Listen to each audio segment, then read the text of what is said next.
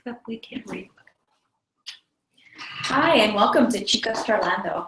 I want to begin by introducing myself. My name is Zina Azuri, and I'm a capacity building specialist here at the Latino Commission. So welcome to Chicas Charlando. It's a monthly webcast where Latinx ladies and special guests will be discussing intersectionalities within a sexual and reproductive health and social justice framework. So we decided to create this space after a previous panel that was done on women's health at Reunion Latina, one of our yearly conferences that we hold.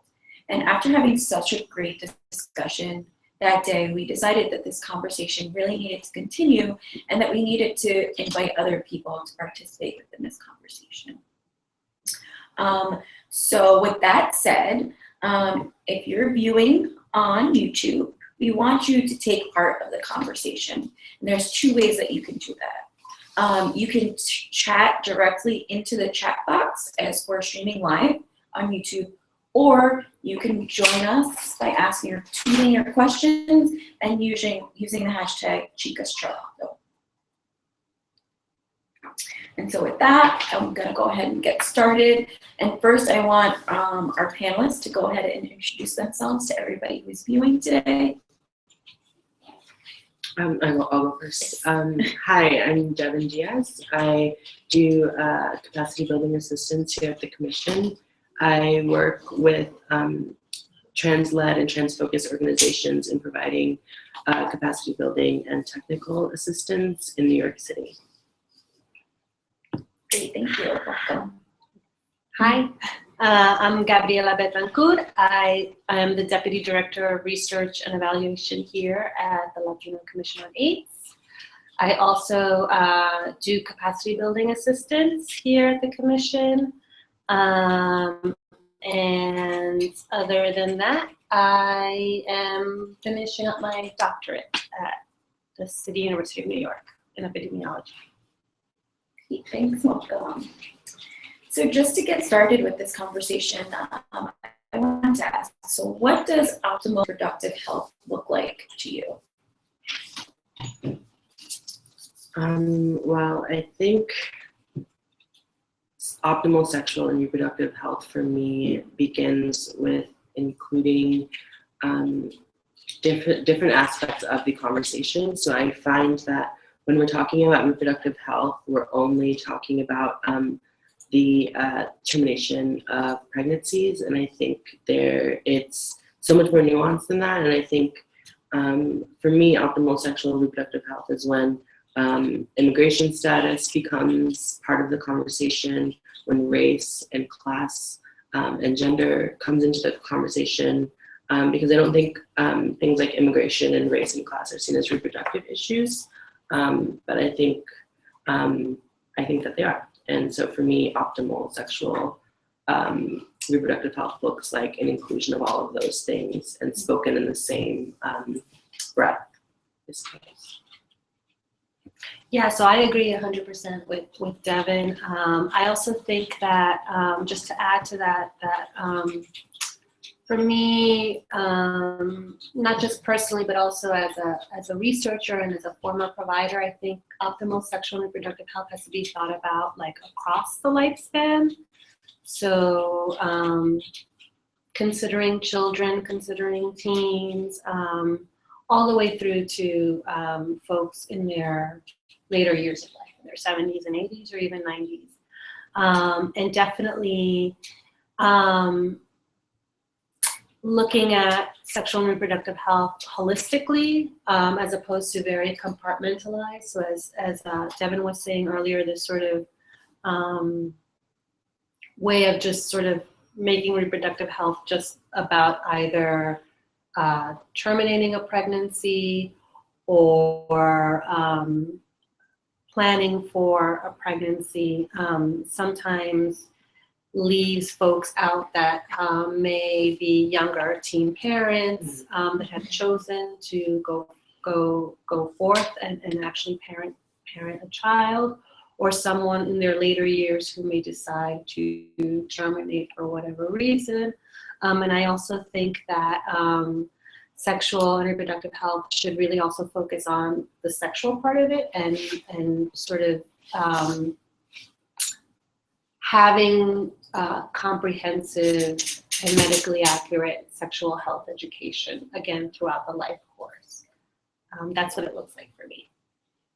Great, thanks. Yeah, I completely agree with both of you. I think that we have to have a holistic approach. So not just the physical, but thinking about the person as a whole. So emotionally and mentally and spiritually, what does that look like, and how does that affect sexual and reproductive health for a person?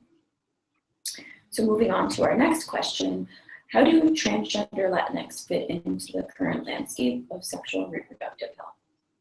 How do you guys see it?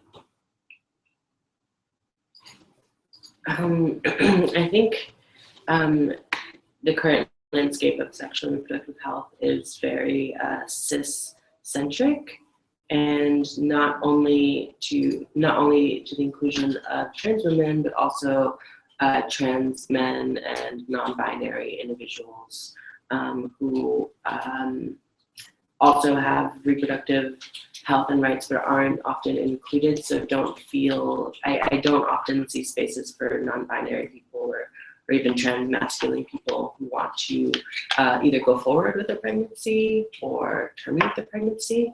And also for transgender women, hormone replacement therapy sterilizes transgender women and leaves them without the option to have children and create families. And that's, I think also that plays into the role of, do these women have the right to create families and have like full nuanced lives?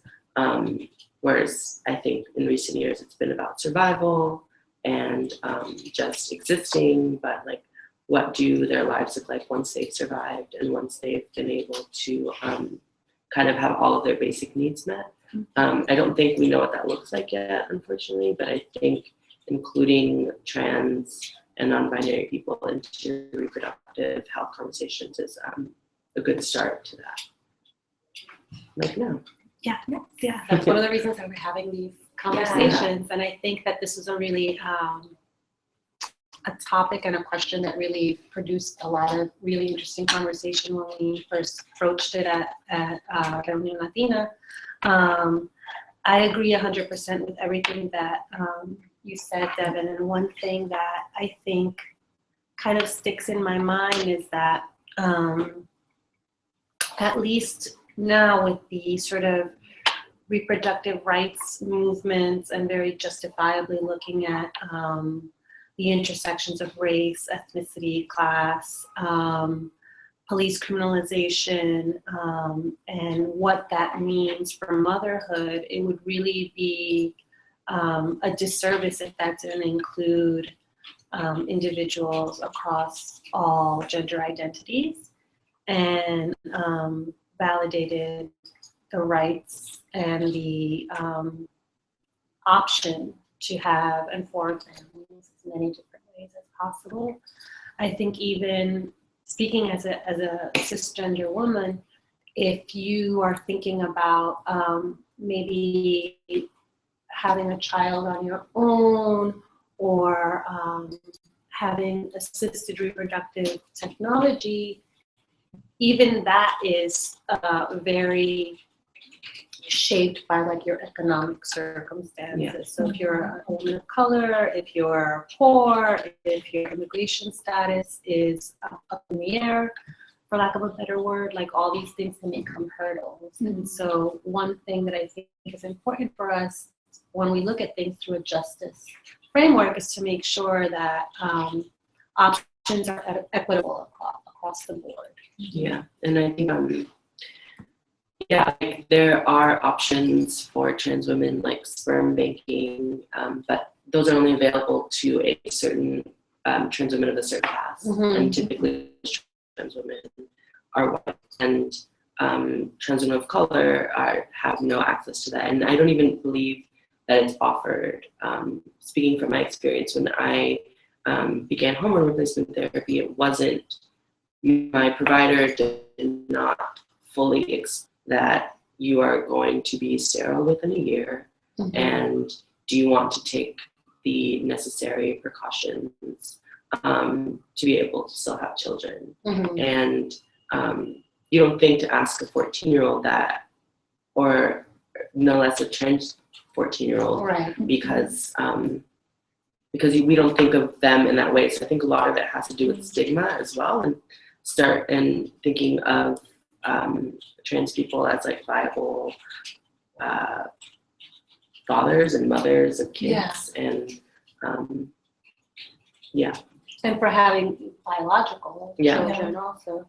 I mean, I think that that's really interesting because along with what you're saying about the stigma, and also it's also like the way I think sometimes providers interact with younger adolescents is in a very, for lack of a better word, very patronizing, patriarchal, and don't really think of youth that age as able to make their own decisions and informed decisions, when a lot of evidence shows that they can. And it totally makes sense that a 14-year-old may not be considering about, you know, what they might want in the future as far as having children or anything. But I think that begs the provider's onus is on the provider to be able to learn and to be trained on how to give this information in an appropriate manner to all youth. Yeah. And especially for youth that might be, because of societal sort of discrimination and stigma, and even at the family level, like may need some even extra information for them to really think about what they would like to have as an option in the future. Yeah, and that makes me think of like a 14-year-old girl either going in for hormone replacement therapy or contraceptives. Like, there's no like space for those kids to have like autonomy in front of their provider. Exactly. Yeah. And I was also thinking of, you had spoken about the barriers for someone who is possibly not partnered and wants to have a child, and thinking about it from the other perspective, somebody who knows for sure that being a parent isn't for them. Yeah. And how a lot of times we see providers that kind of prolong it. Well, you're still young, you might not know, and push off, we're not going to offer you a hysterectomy right now, or whatever services they're looking for, and push it off because you might change your mind and you might change your mind. And that not giving that person the autonomy to and move forward with it. Yeah. For sure, yeah. Great, so moving on to our next question. How can we find opportunities for optimal sexual and reproductive health for cis and trans women within HIV prevention and treatment interventions?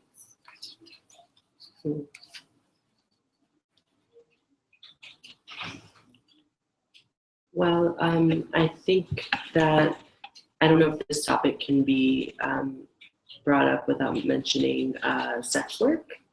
And how many trans women engage in sex work or in survival sex work. And so when I think of HIV prevention and treatment interventions, I always think about meeting people where they are. And for a lot of trans women, sex work is their only option because of their not employment discrimination, and not being given a chance to have a job. So I think when I look at this question, I think of harm reduction. I think of meeting people where they are, because if it's the difference between eating or not eating, a trans woman is going to still engage in potentially risky behavior. So I think it's more about meeting people where they are when I think about HIV prevention. And I think, and speaking personally, the only times that I feel that I've been, that I feel like by my provider, that when I've gone, I go to a place here in New York City called Callan Ward for my treatment, and they're really culturally competent and really great. But whenever I've had to like go to like the emergency room or anything, and I have to go to these places and I have to disclose my trans identity in the emergency room, then I begin to get questions about sex work or HIV testing, and so it paints testing as like a slap on the wrist, versus something that you do to care for yourself and your body. So I when I look at this question, I always think about where the women are and how can we meet them where they are. Yeah, I mean, I definitely agree that meeting any individual where they are is going to be the most effective way to get someone the services that they want, and also give them information about maybe other options they want to take afterwards. But one of the things that I think a lot about is, and you touched on it with sex work, is also just like in the sort of general arena of like being able to understand without judgment the sort of relationships that people might be a part of that may be at times coercive. There may be violence involved. Exactly because of these sort of social determinants. So survival, food on your plate, a home, a roof over your head, but also, and I think a lot about this for younger individuals, for adolescents, just wanting someone that cares for them, that loves them, and then that might be in a dynamic where the relationship is coercive, and they may not be able to actually take certain precautions to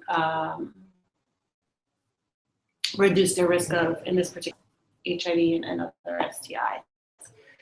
So I think there are opportunities creating more spaces to have these sorts of conversations between providers and the communities that they serve, but also among us as community members, to talk about what are the things that we need to be able to advocate for ourselves and for our community members that might be younger than us or may not be as privileged as us to have access to advocate. Great, thank you so much. So before we move on to our next question, I just want to remind those of you that are viewing that you can tweet any questions, responses, or comments to us by using the hashtag Chicas Charlando. And also within YouTube, there's a chat function there, so you can type any questions or responses through there as well. Great. So our next question, actually we touched on it earlier when we were talking about hormone replacement therapy and how that causes sterilization, and how some of the options that are available are very costly and not really available for everyone. So how can we make these services more available?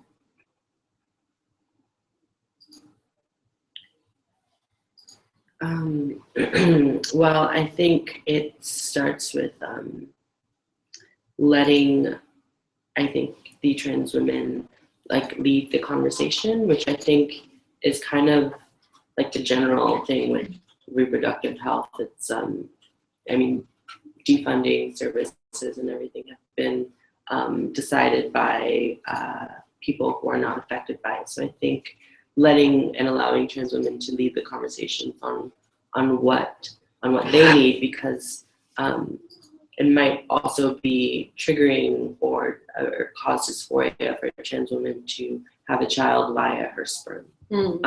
And for her, reproductive health might be, I would really like to carry my own child.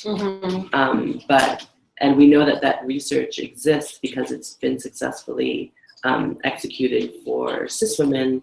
So what do we need to do in order to get these people who are conducting this research to put in the effort to make it possible for a trans woman to carry her own child? And I think whenever I bring that up, like I get like really crazy looks, because people just like don't think of trans women as being able to carry their own child, but it is possible, and it is, and and it's out there. We just need to invest in the people that want to make that research possible, but also if it isn't happening, asking the question, like, why isn't it happening? Because I think that's what I don't know if I like the word ally, but I think that's what, if you want to be an accomplice, if you want to be an accomplice to trans women and trans people and women, just asking, like, these things can happen, but they aren't. So why aren't they happening? And putting trans women to the forefront of that conversation, I think, is a way to start that. Just asking, like, oops. Oh, that was us. It's funny that you use the term accomplice. That's like my new favorite, term. So instead of turned us onto it too. So instead of using the term ally, I've moved towards using the term accomplice, because when you're an accomplice to something, you are taking action. And I think that we really like to use the term ally, but at the same time, as an ally, there's something that you can do every day. And I think accomplice is a better way of putting that action that you can be doing, or to help. It's better. It's for me. Yeah, my eyes glaze over when I hear ally now. Right. And I think accomplice really puts power to, like, what you're doing, because you're taking action, even if it's a small action. Every day you're doing something. Sure. Yeah. I'm when you first brought up the term accomplice, at first I was like, wow, that sounds so clinical. Criminal? Well, I was thinking clinical, but I love the fact that it's so, like, action oriented, but also being able to be action oriented in the sense of, like, when you're really not supposed to be at the head of the table. You know what I mean? Like, anyway, going back to the original question, and you touched upon compulsory sterilization, and I just think about how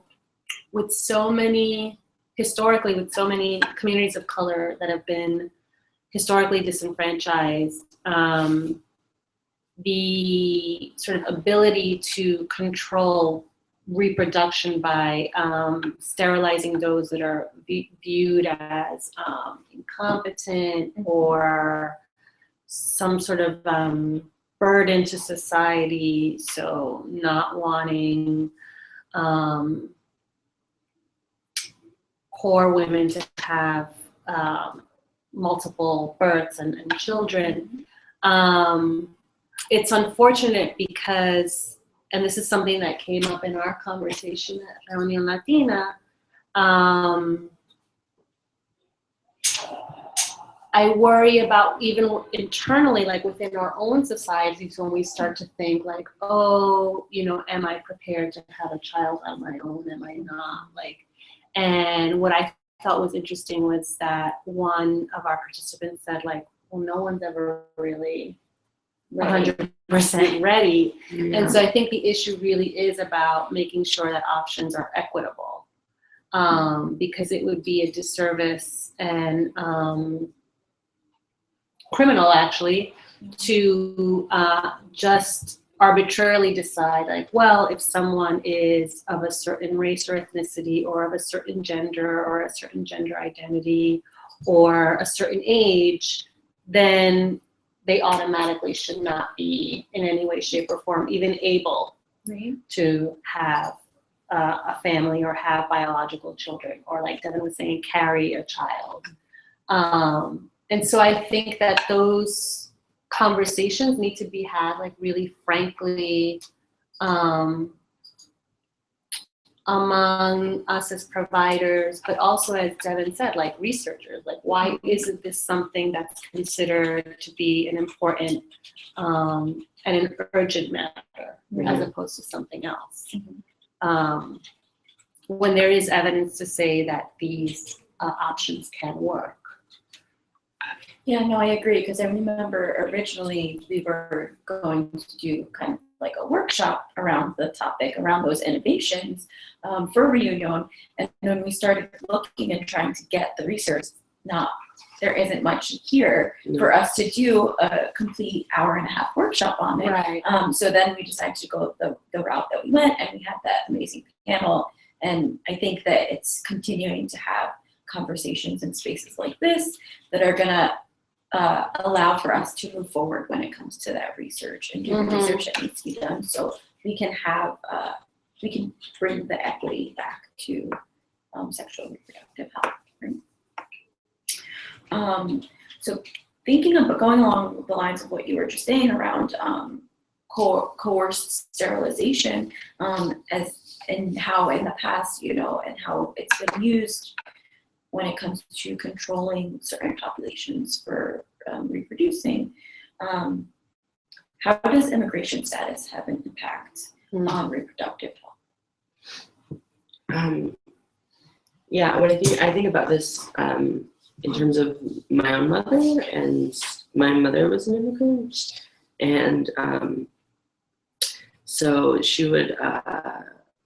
I'm 25 and my mother has just started talking to me like an adult, and I don't know how I feel about it, but she has started telling me about her experiences before she was my mother, which is hard to believe, but she had a life before. Turns out my mom had a life before. But my mother actually didn't try to have children until she was a citizen of the United States. She terminated 3 pregnancies before that, and they weren't unwanted. She wanted to have those children, but she just she couldn't handle the cost, and as an undocumented woman, she didn't feel safe going into a doctor's office. My mom would tell me like she would deal with a cavity for years, or like not getting her vision checked for years, because just being an undocumented woman just made her nervous going into any of these facilities. And whenever she became a citizen, then she felt more comfortable to have children and live a fuller, healthier life. So I think a lot about like the anxiety around seeking these services that immigrants experience, and how unwelcome they feel in those services. So I think that is in the power of the provider, and to create that safer space. And I think it's really easy in New York City because we kind of live in a bubble here, but I think between the coast, there's a lot of women who are living in fear of going into the doctor. And also, I know that in certain states that the place for you to go terminate a pregnancy or go for contraceptive is miles and miles away, and they're only open for like 4 hours on a Tuesday, every other Tuesday, and you can't get a ride, or you don't have the money to go, then you just aren't going to get those services. And the people who live furthest away from these cities that have these services are immigrants and people of color. So I think a lot about the anxiety about these immigrants and these women who don't feel safe in the hands of their providers sometimes. Yeah, I mean, I think along the lines of some of the stuff that we've already talked about, which is all the sort of, it's unfortunate, like there are very well-known barriers to care for immigrants: language, the status of their documentation, hours, location, and then some of the stuff that I always have issues around, which is sort of like, sort of cultural acculturation, because I think especially with Latino immigrants, there's always this, it's always very quick to say, oh, but culturally Latinos are this way, or they're that way, or they don't want to talk about abortion, or they don't want to talk about sex because of religion. And I think that, you can say that about many different cultures in this world. And I just think we as individuals are very unique, and it's really about making information and services equitable. But I do think that it's unfortunate that given the current state of politics and the administration, it seems that the pressure related to immigration has become much stronger, and along with that, defunding of certain service providers, because they also happen to provide terminations, is really going to impact immigrants in particular areas of the country where that might be the only source of care for, a general checkup, an STI test, or a pap smear, or a colonoscopy. So I think those are the areas where we have to really be very careful about what it is that we really say that we're trying to do when we're trying to make sure that services are equitable for all.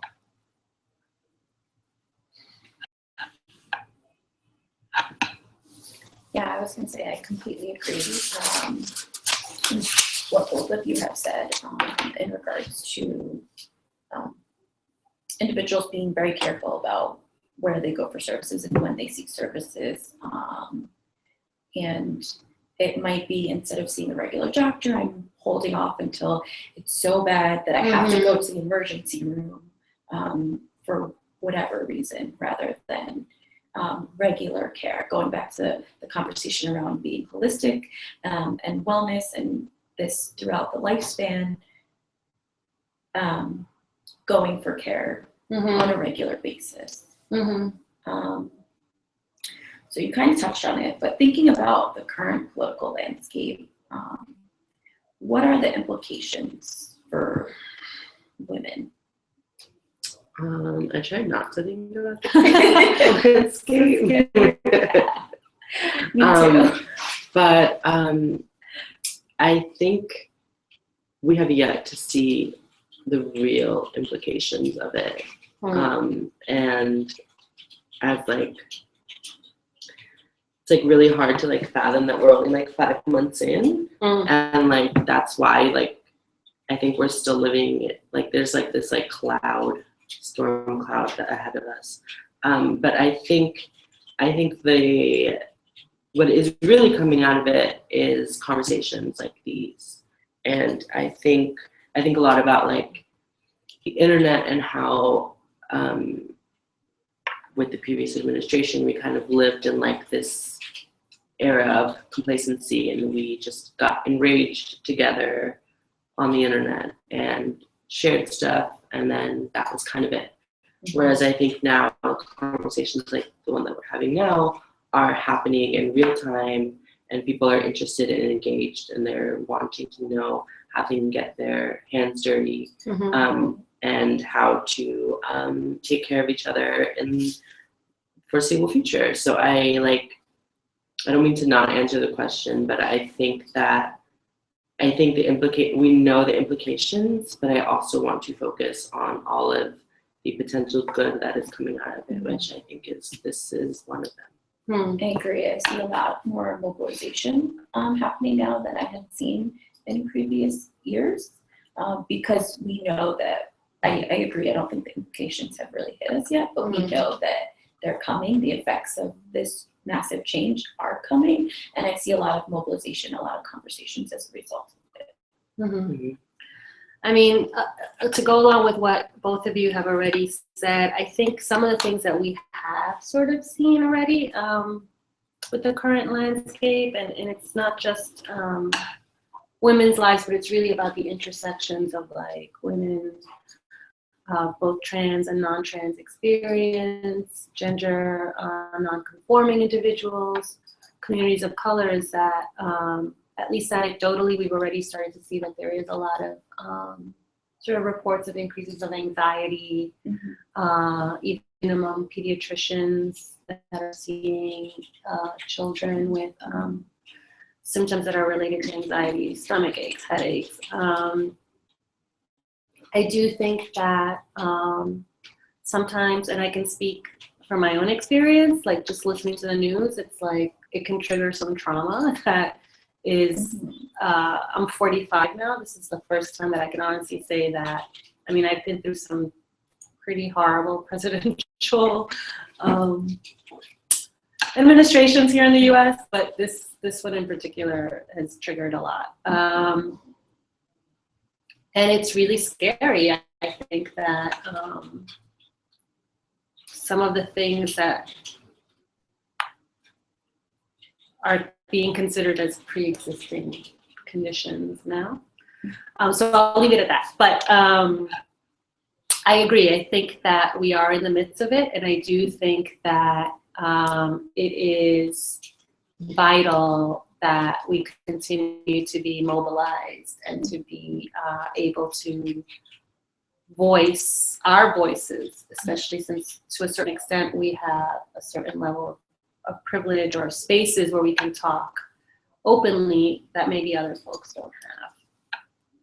I agree. And thinking about what you were saying about triggers and trauma, I think this is like a really good time to think about everyone's personal self-care regimen, and like what are you, even as a provider, right, like, or as a community member, like what are you doing to ensure that you're taking care of yourself during this time? Because yes, we want to have these conversations, yes, we want to mobilize, but we also want to take the time to take care of ourselves so we can continue to do everything it is that we're doing.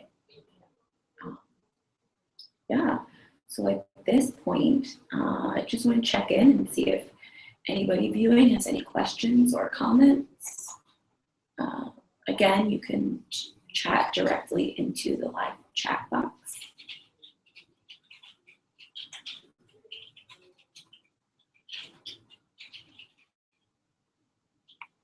And also, as we said at the start, this is going to be a monthly series that we're going to do. So every month we'll be coming to you, most likely the three of us. Sometimes we'll have special guests, and each month we'll have a specific topic that we'll be discussing. So if you don't have any questions this time around, you guys can come with questions next month. And should we tell them what's coming up? Yeah, so next month, we're going to be having a conversation. We'll be having a discussion around the effects of intimate partner violence and violence against women, and the role and the effect that plays when we're having this conversation about sexual and reproductive health, and how does that affect someone's ability to receive services. Yeah. So if there are no questions, no comments, I just want to close out our session by saying thank you to our amazing panelists. Thank you to Gabriella. Thank for you, joining Gina. me today. And I want to say thank you to everyone who sat in and watched us have this discussion. Again, like we said, we want this to be a discussion between everyone. So if you guys are watching, if you want to comment, you guys can keep the conversation going on Twitter. Once again, this is the hashtag Chicas Charlando, and we'll be tweeting about this topic for the next month until we start our discussion on our next topic next month. So once again, thank you so much for joining us. See you. Bye.